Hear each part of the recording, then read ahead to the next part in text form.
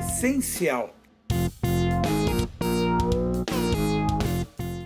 O PMDB está morrendo de medo das próximas gravações de Sérgio Machado, ex-presidente da Transpetro. Machado colocou um ponto final no discurso de que o impeachment foi limpo, as instituições funcionam, etc. Todo o conluio da oposição está exposto nas gravações. O medo dos golpistas é de que, além das ruas, o Senado vire o jogo e Dilma seja reempossada.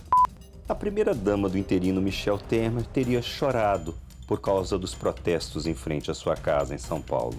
Segundo o Globo, ela relatou que estava com medo de uma invasão. Temer, disse o jornal, ficou furioso. Dias antes, a PM de São Paulo usou jatos de água, bombas de gás lacrimogênio e porrada para tirar de lá os manifestantes. Temer é um homem corajoso. E os meninos do MBL, veja só, receberam dinheiro e apoio de partidos como o PMDB, o PSDB, o DEM e o Solidariedade. Nos últimos anos, os cataguires se declararam suprapartidários. Agora, sabemos que eles se vendiam para dizer que os outros eram vendidos. Estamos aqui com o bispo Hermes Fernandes, da Igreja Reina, Kiko Nogueira, do DCM. E a pergunta é, esse crescimento da bancada evangélica no governo Temer, o que vai acontecer? Rapaz, eu temo por esse crescimento. Eu receio que o Brasil possa experimentar, nos próximos tempos, uma espécie de Talibã evangélico. Porque a bancada evangélica que hoje está aí é o que há de mais perverso, fundamentalista, não tem qualquer compromisso com uma agenda social, não está preocupado com minorias, está preocupada simplesmente consigo mesma, em garantir a manutenção dos seus impérios particulares, para garantir concessão de televisão, isenções e outras coisas mais. O senhor esteve com o Silas Malafaia e com o Marco Feliciano já em algumas ocasiões, o senhor estava falando.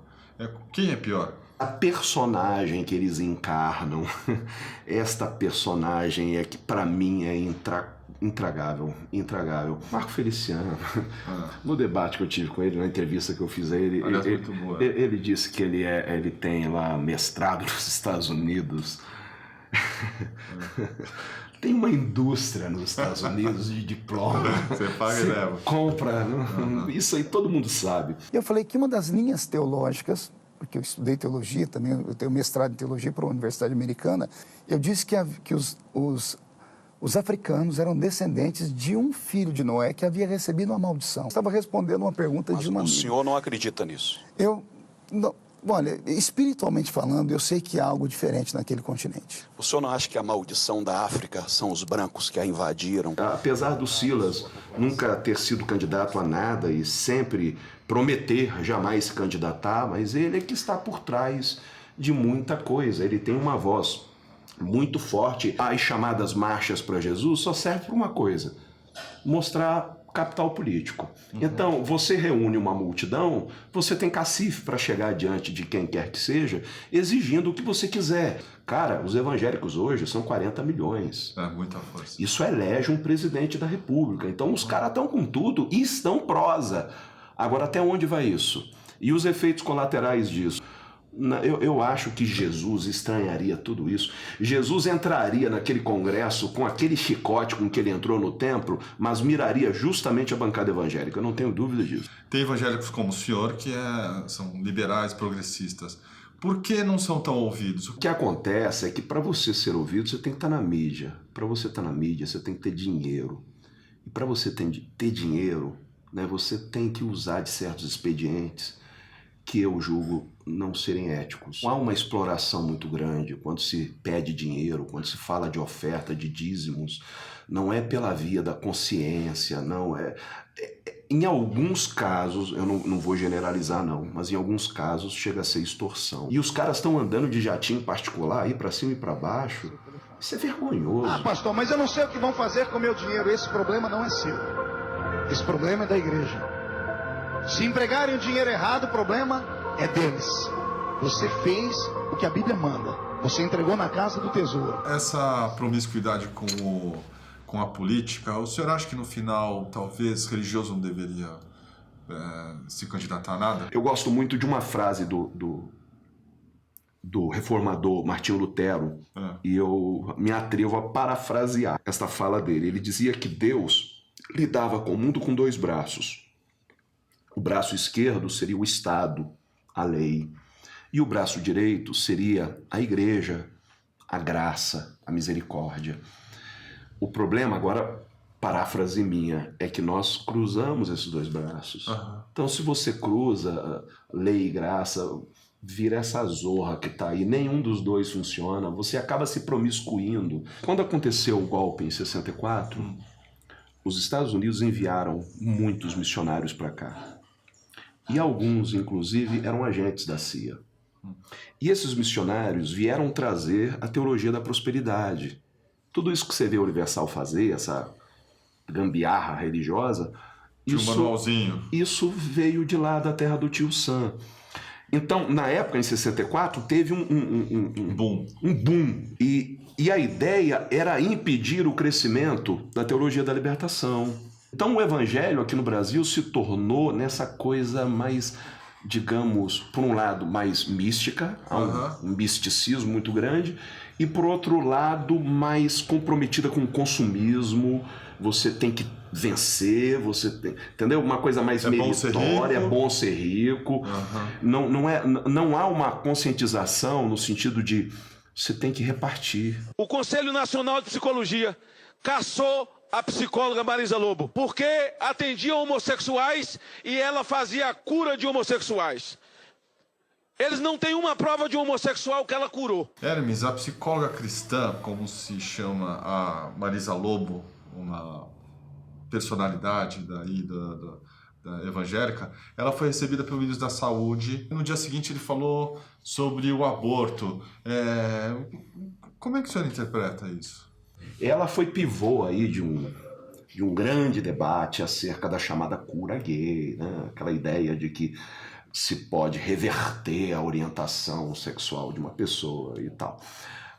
Isso me assusta muito. Durante muito tempo, o que fez com que a bancada evangélica conquistasse votos no segmento evangélico era o discurso contra a homossexualidade. Ela fez parte disso, Silas fez parte disso, Feliciano, eles formam ali uma grande panela.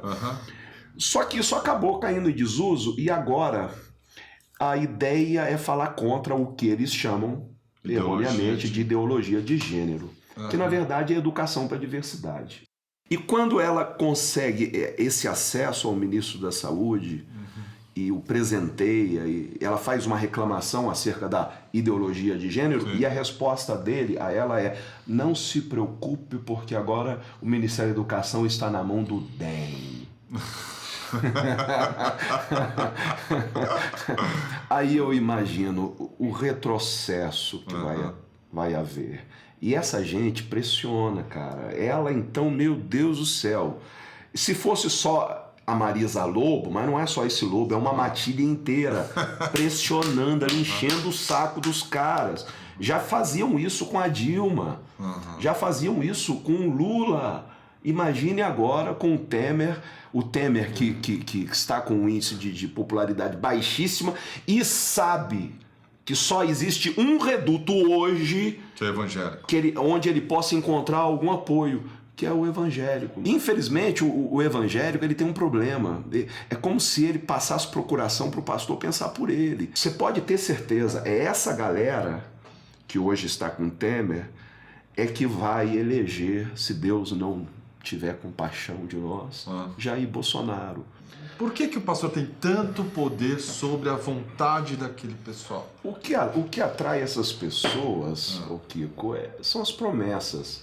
Principalmente promessa de cura e promessa de enriquecimento rápido. Até porque, se você pensar, o cara entra para a igreja, aí larga a bebida, larga a jogatina, sabe?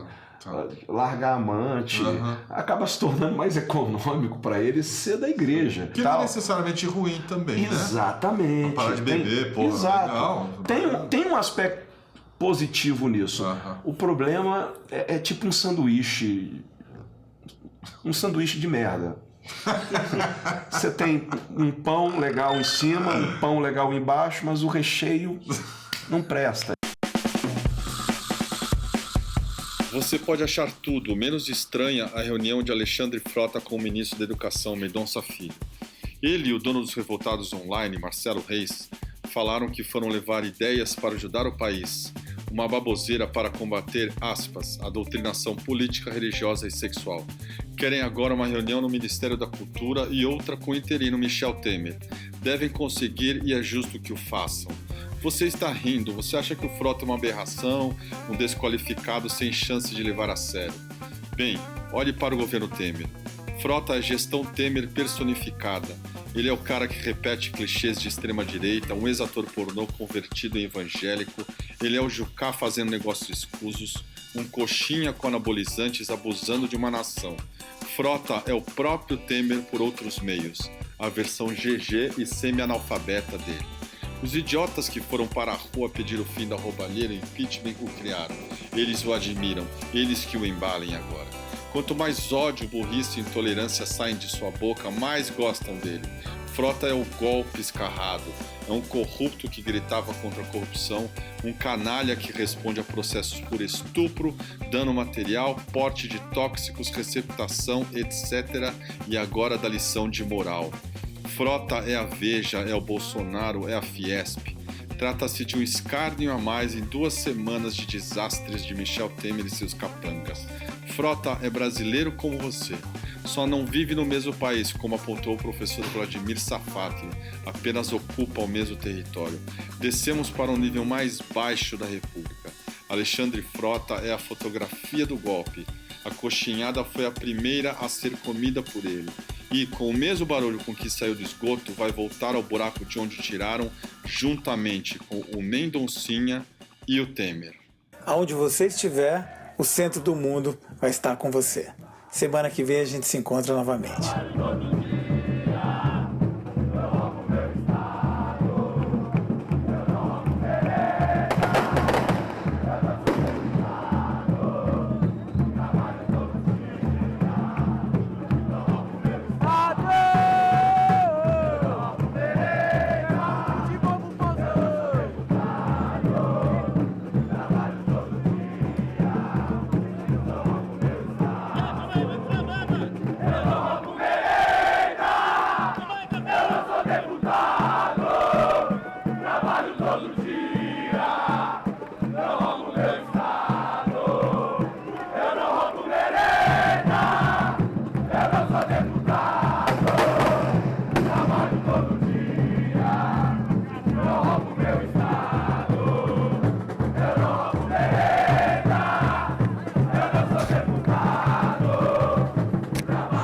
Contestar a TV Globo, nós não podemos contestar os dirigentes da CBF. Quem são os ladrões? Nós aqui ou os dirigentes da CBF que não podem sair do país?